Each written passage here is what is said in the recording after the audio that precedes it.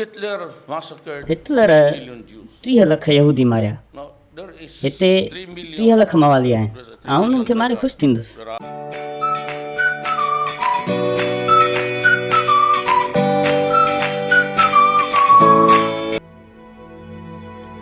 पोएं साल चीन जी मेज़बानीअ में बेजिंग में मुनक़िद थियल G20 मुल्कनि जे इजलास में फिलिपाइनी सदर ड्यूतर्ते अमेरिका जे अॻूणे सदर बाराक ओबामा खे कुते जो पुटु, बाज़ारू औरत जो पुटु ऐं जहनमी कोठियो। घारियाले ऐं गैर सियासी ॿोली सबबि मशहूरी माणींदड़ ड्यूटर्ते ट्रंप खे पिणु नस्ल परस्त सदर कोठे चुको आहे।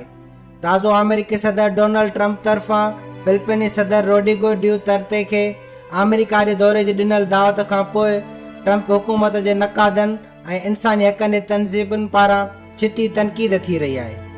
उन तनक़ीद जो सबबु ओबामा ऐं ट्रंप खे ॾिनल ड्यूतर्ते जूं गारियूं न आहिनि, पर इंसानी हक़नि जी तनज़ीमुनि मुताबिक़ ड्यूतर्ते हज़ारे अदालतुनि खां मथां क़तल कराया आहिनि।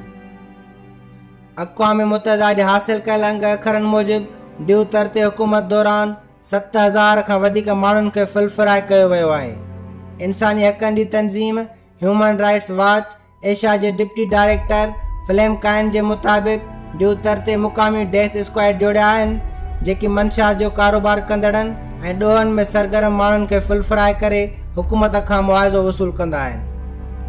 ड्यूतर्ते जी हुकूमत में थियल अदालतुनि खां मथां क़तलनि जे ख़िलाफ़ इंटरनेशनल क्रिमिनल कोर्ट जेका हाग में मौजूदु आहे, उते हिकु डेथ स्क्वाड जी सुल्तानी गवाह एडगर माटू बाटू तरफ़ां वकील जोडी जूस साबियो जे ज़रिए ड्यूटर्ते ऐं 11 हुकूमती वज़ीरनि ते इंसानियत जे ख़िलाफ़ ॾोहनि ऐं क़त्ल आम जो केस दाख़िल करायो वियो आहे। माटू बाटू पटिशन में घुर कई आहे त ड्यूटर्ते समेत 11 हुकूमती अमलदारनि खे इंसान ज़ात ख़िलाफ़ कयल ॾोहनि ऐं अदालतुनि खां मथां क़त्ल ख़िलाफ़ सज़ा ॿुधाई वञे। ॿिए पासे सिंध आहे जिते जुड़तू मुक़ाबला का नई ॻाल्हि न आहिनि। माई जिंदो जे प्यारनि जे खूने नाग खे केतिरा ई वरिया भल गुज़रिया हुजनि, पर उहे मुक़ाबला अॼु ॾींहं ते बंदि न थिया आहिनि। उन दौर में खणी एक्स्ट्रा जुडिशल मर्डर जहिड़ा इस्तिलाह सिंधियुनि खे मालूम न हुआ, पर हाणे सिंधी सम्झी रहिया आहिनि त संदन प्यारनि जा अदालत खां मथां क़त्ल थी रहिया आहिनि। इंफो सिंधी पारां महदूद वक़्त में गॾु कयल ॼाण मूजिबि सिर्फ़ हैदराबाद, मीरपुर ख़ास, नवाबशाह, सखर ऐं लाड़काणे में गुज़िरियल 3 सालनि दौरान 4925 माण्हुनि जा फुल फ्राए ऐं हाफ फ्राए जे नाले में एनकाउंटर कया विया आहिनि। डॉक्टर दीपक राज जो केस जंहिंमें सिंध पुलिस खे मुंहं वारी खाइणी पई, उनखे शरीफ़ पवण जो नालो ॾेई 10 अप्रैल 2015 ते हाफ फ्राए कयो वियो, जेको हलण फिरण खां महरूम ऐं माज़ूर बणियल आहे। उनखां सवाइ जेकी केस मीडिया अंदरि वधीक अहमियत माणे चुका आहिनि, उन्हनि में हादी नारे जो केस बि शामिल आहे, जंहिंखे 23 डिसंबर 2016 ते कासिमाबाद जी पुलिस फुलफराए करे छॾियो ऐं मथस 25 कूड़ा केस बि दाख़िल कया। हादी नारे जो सिंध यूनिवर्सिटीअ जे फ्रेश वाटर बायोलॉजी डिपार्टमेंट जे पहिरें साल जो शागिर्द हो। हादी नारे जो जी अमड़ अॼु ॾींहं ताईं पंहिंजा लुड़क न रोके सघी आहे। मुंहिंजो त वियो हलियो, पर के ॿी मां सां ईअं न थिए, के ॿी मां जी ने गोद न हुजे।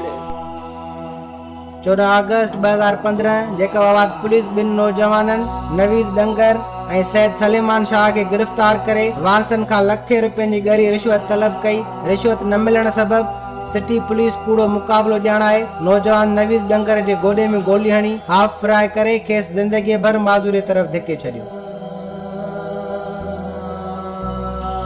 साॻी नौयत जो वाक़ो कराची में पिणु पेश आयो, जिते क़ौमपरस्त तंज़ीम जे कारकुन अनीस सूमरो खे 24 जून 2014 ते गिरफ़्तार कयो वियो। वारसनि खां रिश्वत घुरी वई, पर रिश्वत न मिलण ते अनीस सूमरो खे तालिबान ॼाणाए फुल फ्राए कयो वियो।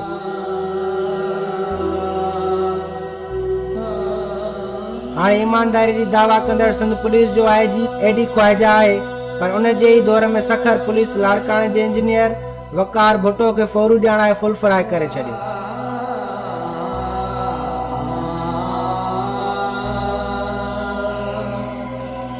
जेकॾहिं फिलिपाइन जे सदर ड्यूतर्ते ते फुल फ्राए वारनि वाक़िअनि सबबि इंटरनेशनल क्रिमिनल कोर्ट में केस हली सघे थो, त उते सिंध जे राशी पुलिस ऑफिसरनि मथां को सुल्तानी गवाह थींदो। हाफ फ्राई मीन्स के टांग में गोली लगाना, फुल फ्राई माना उनको बिल्कुल नौज़बिल्ला उनको ख़त्म करना, कत्ल करना। छा उन्हनि इंसानियत जे दुश्मननि जा केस के इंटरनेशनल कोर्ट में खणी न बि हलनि पर पाकिस्तान जे कंहिं कोर्ट में हली सघंदा? त उन जो सादो जवाबु आहे यकीनन न।